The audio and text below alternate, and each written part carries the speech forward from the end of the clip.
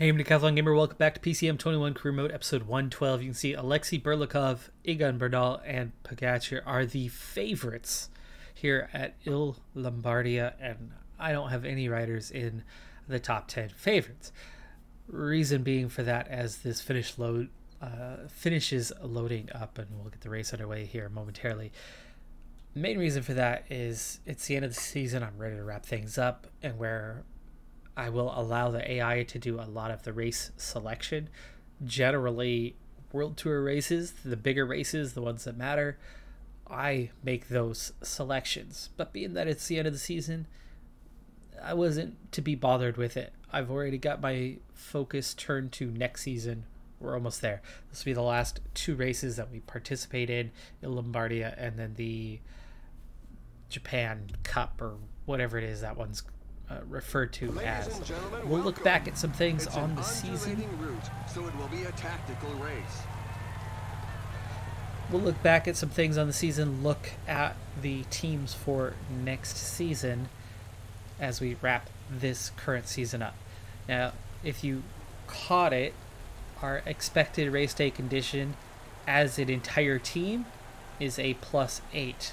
The fatigue we had been suffering from at the end of the tour is long gone. It's all cleared up, but the weather is nasty, and some of the riders have reacted awful.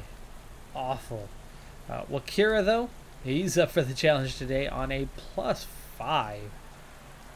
For him, that's going to make him fairly decent, but not great. Not a likely contender, but we'll absolutely ride for him. Luco's garbage, so, there's that.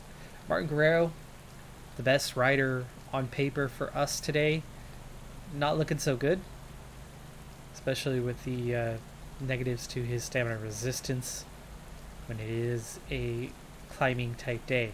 So Calvin's as a sprinter has no chance here at Lombardia, so we'll at least protect Martin Guerrero. The escapees have surrendered. The pack gave them no chance. Start to speed things up here. Berggren looks good with his +3, but he's not great to begin with. And Isakov, the other would-be leader on the day, on a -5.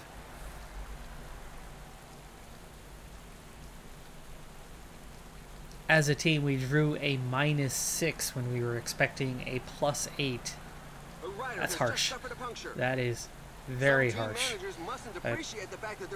We were already coming in less than our strongest. We don't have our best punchers. We certainly don't have our best climber. But getting this really nasty race day condition is going to make it a whole lot harder. Berggren, do we really need to be riding for Berggren? It kind of looks and feels like we do. Isakov's going to be awful with that -8s. The Peloton is slowed on right stamina down. resistance. The teammates of those in the breakaway are not going to make an effort. It's up to the other teams to get their fingers out. That's more than 2 minutes separating them. Wakira's our only hope today, because Berggren's not going to do anything. Martin Guerrero with that minus, Isakov with the minus, they're not going to do anything. So I think all of our eggs are going in the Wakira basket. Anyway, we have 6 riders off the front, one still trying to bridge the gap. Not sure if he's going to make it. I mean, he's pulled out to a good 3 minutes away from the Peloton, but he's still not catching the front 5. He'll spend enough time in no man's land that if he hasn't caught them by this upcoming climb, I suspect he'll lose a lot of energy over the course of that climb and eventually come back to the Peloton. So, 2 races to get through. A little recap of the season, a little look at what is to come next season. We'll take a look at what happened in the World Championships. Let me go ahead and actually just cut to the chase on that one, so we don't have to bother to go back and look. 170k to go. It's a good time to get water for the first time here. Maybe Isakov. Go ahead and do that. Take care of that, buddy. In the individual time trial, of course, for the World Championships, I don't get to represent any of these smaller nations, as none of them are fully represented in the game. As a result, am stuck managing the US squad, which doesn't make sense, which is why we always bypass those. But in the individual time trial, usual suspect Filippo Ganna won yet another title. Wout van Aert was third. I'm trying to remember who it was that was second for that one. Certainly a normal, unsurprising name anyway. In the road race, there was definitely climbing involved in it, and it ended up a win for Egan Bernal. So Bernal is the world champion for this year. In that race, 2 Americans, 4th and 5th, with Jorgensen. It was a little bit punchy finish with a bit of climbing. It was Jorgensen and I'm trying to think who was the other. McNulty was 5th. Several riders are attempting to break away. There's a faller in the pack. Oh, come the rider on, is come flat on. the road. Wakira goes down with 83k to go.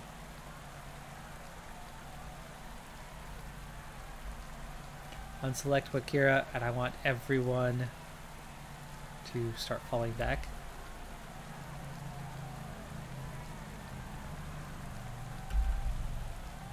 Now that he's out, I want everyone to wait for this rider. Thank you. And he is back on the bike. Good. Okay, this race is not done yet. Help is coming. Help is on the way! Oh, I miss Robin Williams.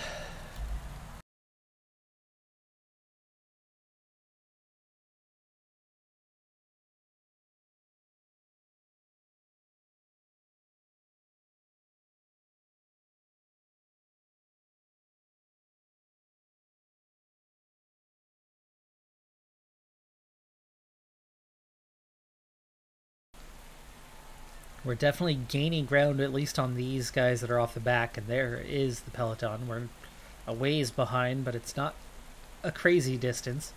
Wakira is not a great climber, so getting through the next 2, I don't think we need to actually catch up immediately. We need to pace ourselves a little bit. Kalnins is done, so Kalnins, get out of there, and we'll move on to the others. We weren't gaining ground there for a little while, at least a kilometer anyway.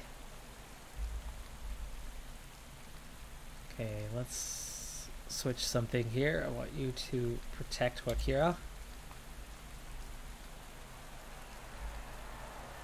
Yeah, we will continue to rotate those 3 guys on the top as we go through and try to make the chase. Keep an eye on the heart rate of Wakira primarily, as we've already caught one group. We're on the verge of catching the next group, and that heart rate is definitely rising. Let's bring it down a little bit. I say we don't need to do this all at once, so we'll drop that to an 82. The pack is increasing its work rate. Some teams can't be happy with the Wakira's breakaway. not a great climber. The lead over the pack is dwindling. You see This that? is about the You can read punchiness and the pain sprint on and the faces stamina. At the back of the peloton. There's a growing number of riders left behind. The little promenade is over. The group has been overhauled. Okay, we are starting the catch on a lot of guys that are getting dropped here on the climb. And as we pick them up, you can see some of our riders are struggling just a little bit. But this is okay heart rate wise for Wakira. There's a sustained rhythm at the moment. Some riders definitely won't be able Luko, to keep up. he's done. Kovlevskai's done. We're going to be down to Iskov doing all the work here for the secondary part of the climb. First part, just about done, other than we've still got a little bit after this flat section. And here is that part. And then we'll have a short descent before we then go up the second portion of the climb. Fall in the pack.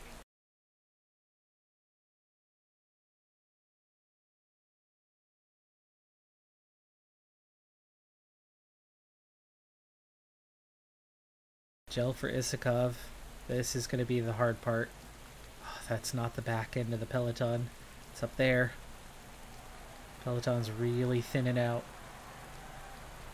We've passed a lot of groups here on this way back forward. Dreadful percentages. Uh-oh, the pack is quick in the pace. Iskov takes over. Push a little harder. Wakira. Heart rate's not bad right now. He's got plenty of energy left. It's just how rapid can we make up ground. Luco out the back.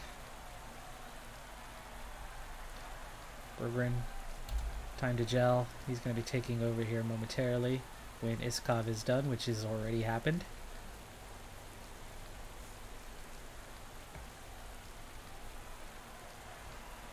So we're just about down to 3, as Iskov is going to get dropped here in just a moment. The pace is so high that a few riders are going to be very sore at the end of the day.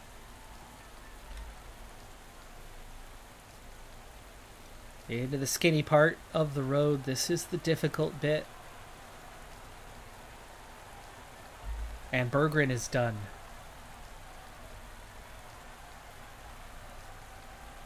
Martin Guerrero, Gel, and Wakira just follow.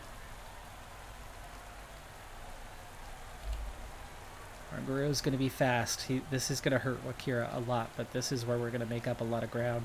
And we are catching the bulk of the Peloton. Really, this is the Peloton that we're into right now, but there's a sizable group still in front of it as Martin Guerrero is having a hard time making his way through this. We're going to have to push harder. Martin Guerrero just does not know how to navigate a pack. He can't get through. It's 4 wide, there's all sorts of space, and yet he cannot get through. Finally, he makes his way through here as we push even harder, but this is causing us to go backwards. But the good news for Wakira is as it stalls out bit by bit, he is, that heart rate recovers a good bit.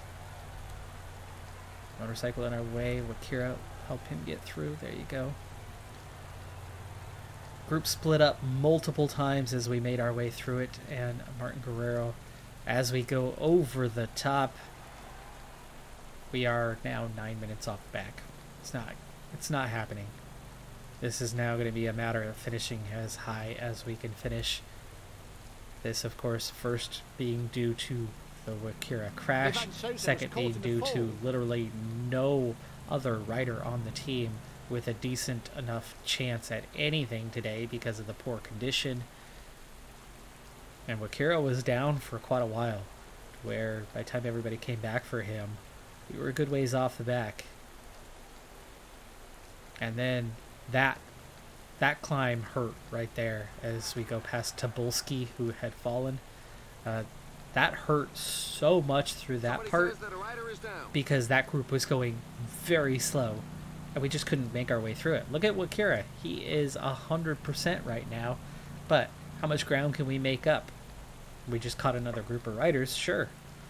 But we're on the flat right here. Martin Guerrero's going to have nothing left by the time we hit the climb, which means Wakira is going to be on his own as we catch up. Here comes another group of 12. This is, again, down to now just how much ground can we make up. I'm going to wait a little bit. Hope somebody else can step forward and do some work, and they are. This is good. So Martin Guerrero will work as hard as he can when he can. Let's just change it up. Change it to protect. And let Wakira sit on for a little bit. The group not putting the work in, though. They are so slow. Well, okay, now the pace picks back up a little bit. But when you're already this far behind, I mean, we closed the gap a little bit. It's down to 8:40. We pulled back another 40 seconds, but I need to wait for the climb. Wakira cannot go alone for the next 30k and expect to have any chance of success. We're in a sizable group, possibly the largest group between here and the front, but it's a long ways back, that's for sure. Alright, almost there, 19k to go. Move on up. There are just 15 kilometers left. This is where we're going to make up the most ground. And Wakira, puncher. The riders are going He through needs a to very get tough punchy. portion with percentages above 10%. He needs to get punchy here. Use up that red bar a little bit. Okay, Martin Guerrero did his work, and Wakira will now speed up. 17K. Not dropping anybody at the moment, but that's going to change here momentarily. Use up that red bar. Make up some ground on the group in front of you. You still have yellow bar. I don't care if some of these guys are able to then ride on past me. It's about how much ground can we make up. 10 kilometers Getting to the held finish up by line. Luke Rowe, not helping. Asao makes his way. Champison, wow. Good punchy Gegenhardt. We're not doing that bad here. We're not doing that bad, all things considered. We're passing those guys. Vanderpool. Conchi. The Bud. I mean, there's a lot of good riders. Asgreen. Alaphilippe. I feel so much better about the progress we have made. Still one more climb to come, and we have really made our way forward into another group. We drug two guys along. Chavez. And they're right there, by the way. Our position has improved significantly, but right now, as we recover just a little bit, we're down to one last little bit. We're way too far off the pace, off the front to challenge, but will it be a top 25, top 30? Hopefully. Right now, that's about all I can target. Again, waiting for the climb. Waiting to get those punchers' legs out. You can see there's a good half of this group that is absolutely struggling at the moment. We'll drop them right off. Ethan Hayter has already won. Latour, Vlasov, Hagita, Pogacar, Bernal, Roglic, top 7. Huge gap to any chasers. Carlos Rodriguez solo was probably with the group, got dropped. Hershey, Cosnefroy taking up the next. The punchers who couldn't quite keep up. And now we have to back off. I was hoping to make contact with these guys. Could not. Asao and Formulo. I caught back up to Asao.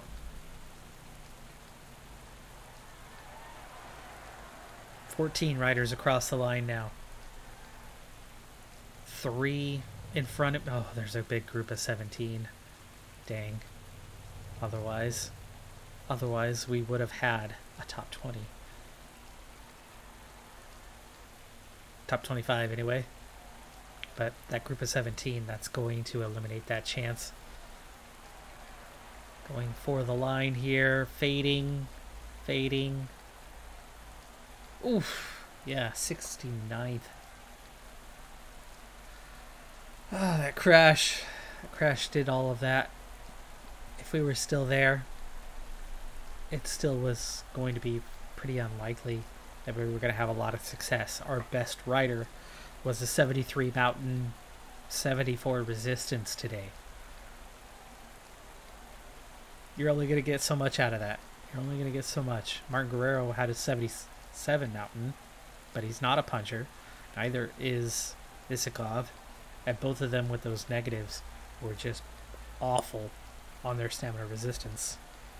Did what we could. Tough luck. Better luck next time.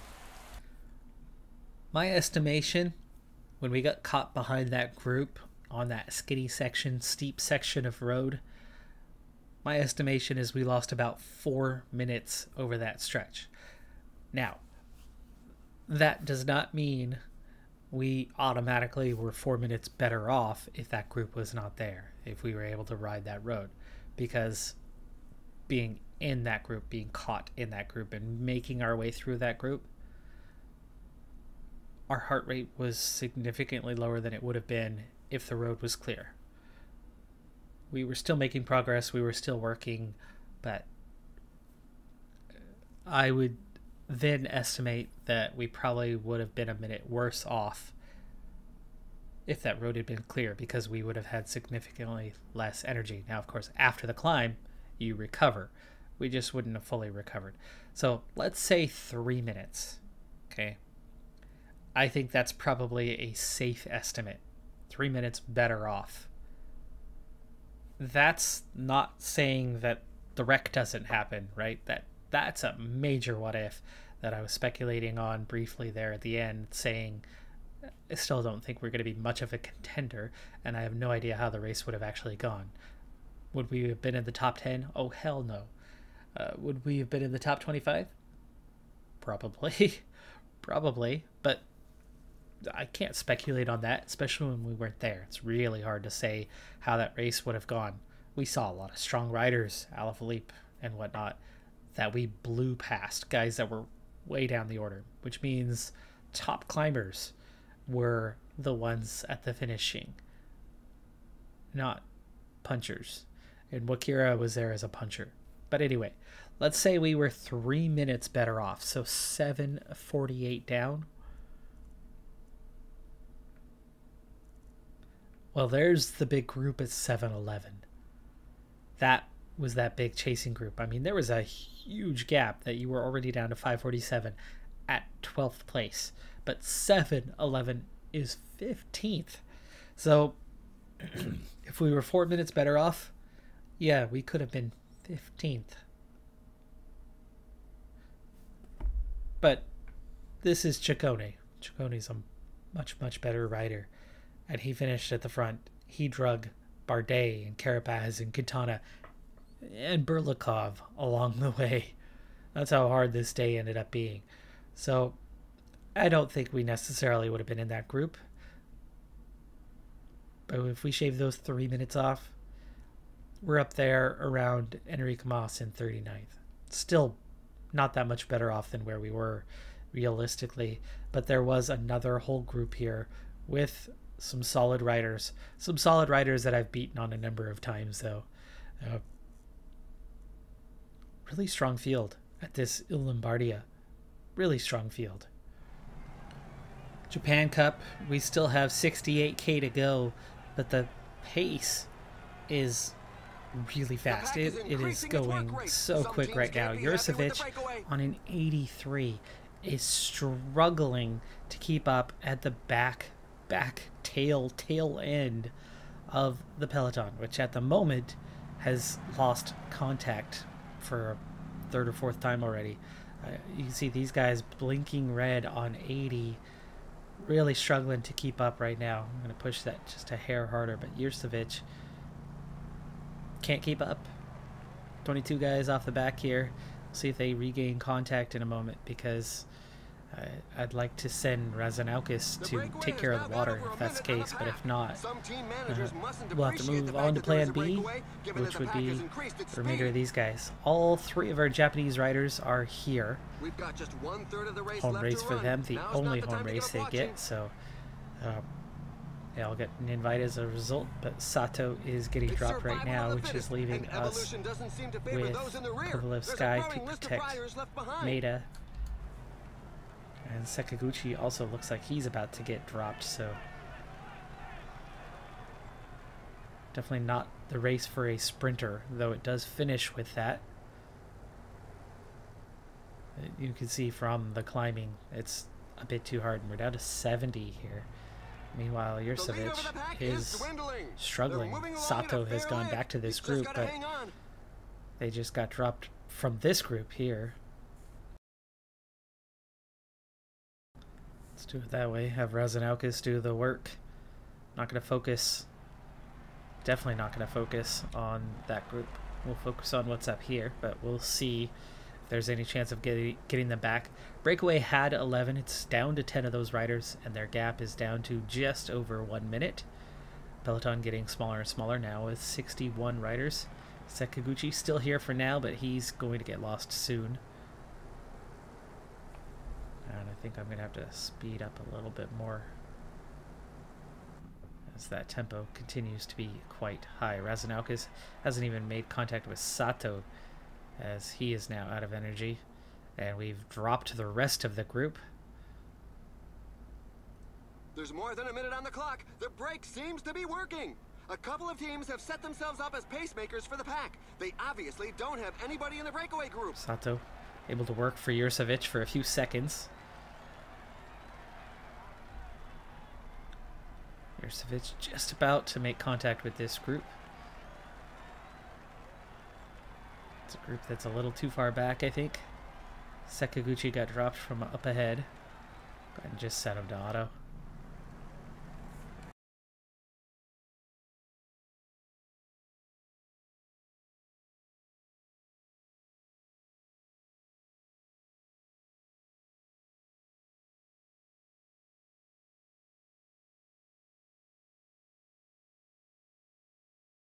Starting to see a lot of fatigue in the legs of quite a few of these riders.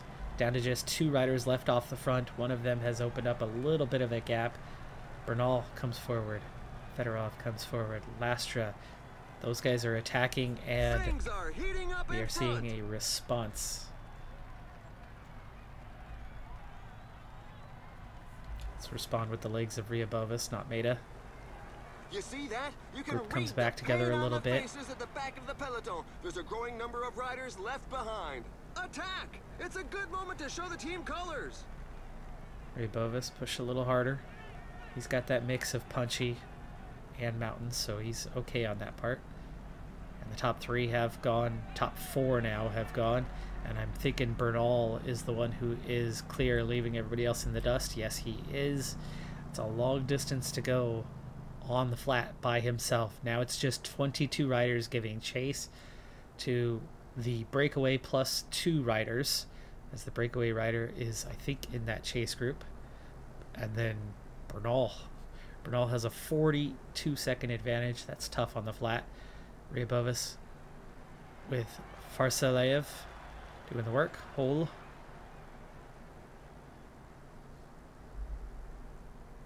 Gel for Riabovis. And we've almost caught these 3. Riabovis again doing the work, and he pulls them back, and now it's just 29 seconds. So Bernal, who had over 40 seconds back to where we were, that's come down by about 10 seconds, and Riabovis is done. Maeda, it's up to him now. But nobody else coming forward at the moment. So that's opened the gap a little bit to Bernal. This is more about second place right now, though Bernal, you know, might be able to be caught.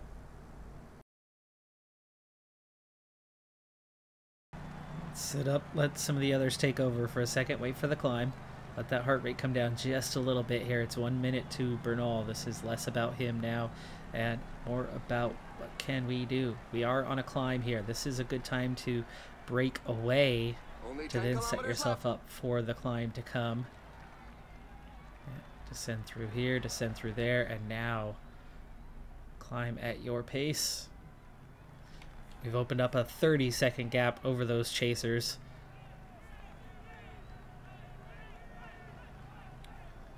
Down to 10 seconds as 2 riders make contact, and Bernal pulls away because he's just too good. But can we be in position for a podium? Yeah, not anymore. As the chasers regain contact, and the race officials decide to break my neck and ride right through me. 5 kilometers remaining.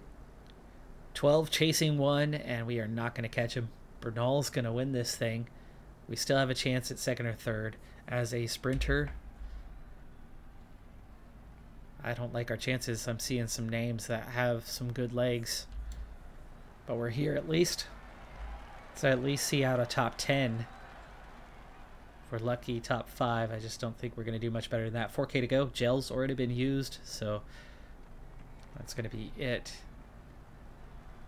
Let's wait a little bit longer, and then let's push forward because position's going to matter.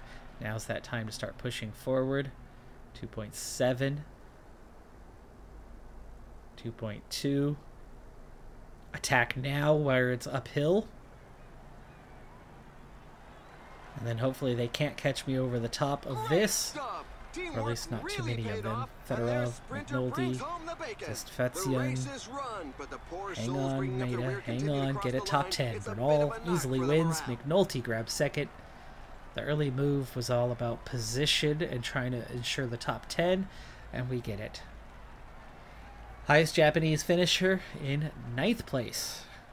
11 end up hanging on in the end. Barguil and Tolhook dropped. Final index, we remain in 14th and have qualified for the World Tour.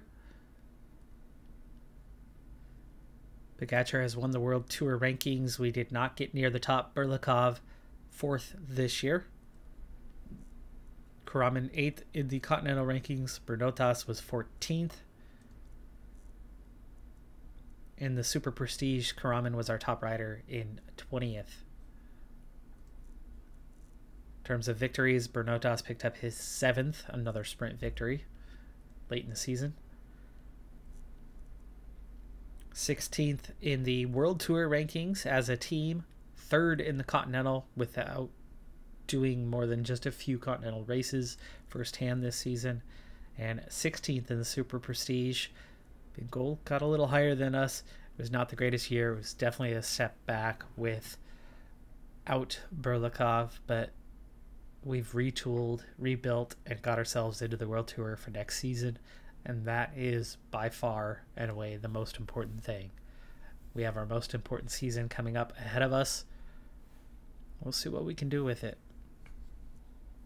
Very quick look at the teams because the races themselves have really already occupied the time for this episode, so we'll make this pretty quick. I will not go over new riders or departures. I will mostly just kind of list the top riders of teams Cavagna, Cosnefroid with AG2R. Alpecin Fenix, no top riders come next season. Huge drop off in quality, and I do believe that they are headed for Continental Pro next season.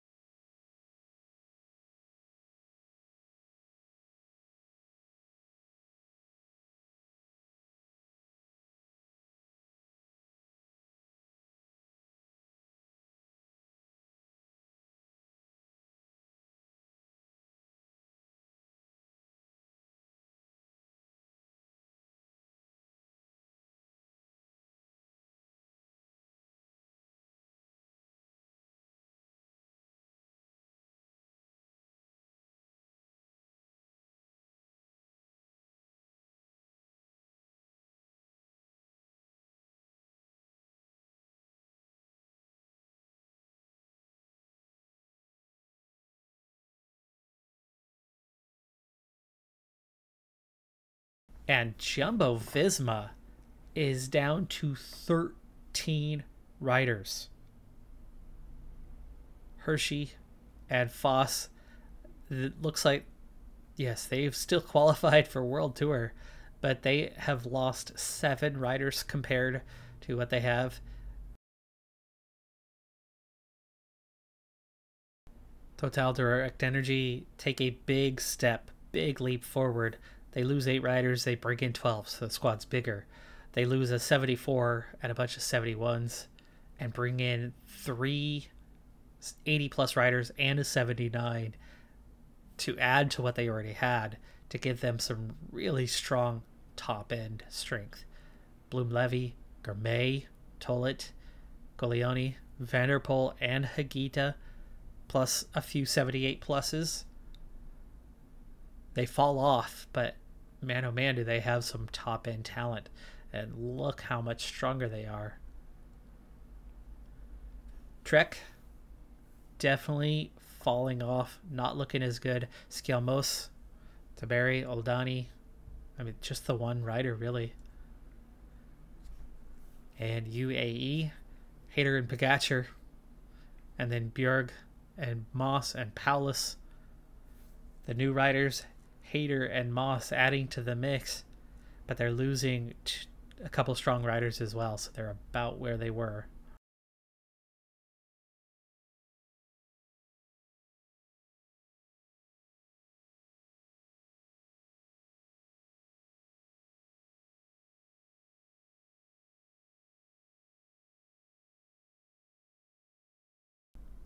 Our final profile, we dropped by 2 riders. The internal development over the course of the season made just slightly stronger by the addition of Petrov. And then Sifsi also adding in. So our potential for next season, likely losing Karaman to stay in World Tour, is pretty high, because between these 5 and a trio of 76s and how young all of them are. A Markovic who could maybe take off as he's just 20. There's potential. You look at that entire list, and who's not going to level up a lot? Martin Guerrero, but even just once, if he's a 79 overall, that's going to be one of our top 3 and good enough. Ryabovas might not level up a lot at 24 now. Igashin might not level up, and Galvez, Kyakovchi. So some mid-tier guys, but the top 10, the top talent, guaranteed. There is going to be numerous level ups over the course of next season, so you can almost guarantee a minimum of 3 riders at 79 plus by the end of next season, and all of them outside of Ryabovas and then Karaman, all of them are still signed beyond next year, meaning they'll all be back. So you could almost guarantee, without even signing anybody, with just what remains and the absence of Karaman, we're looking at a whole bunch of 79 pluses. Now, our team average at the top, you take away a couple points and push those both to 79, you're looking at an 80 and 2 79s. So you're still looking at a 79 average. If we have 3 guys or better at 79, we are not falling off much at all. We're losing 2 to 3 tenths on our average. That means from 14th, maybe we're 16th, maybe we're 17th, but there's still a very good chance of remaining in the World Tour minus Karaman, without any additional top riders, because we should see enough development internally. And then, looking at that, looking beyond, Petrov, Siftsy, Isakov, Kalnins, Gonzalez Albiol, all signed up for the year beyond. Markovic, Jurcevic. So even that next year, we should still be in a strong position to retain World Tour status for years to come.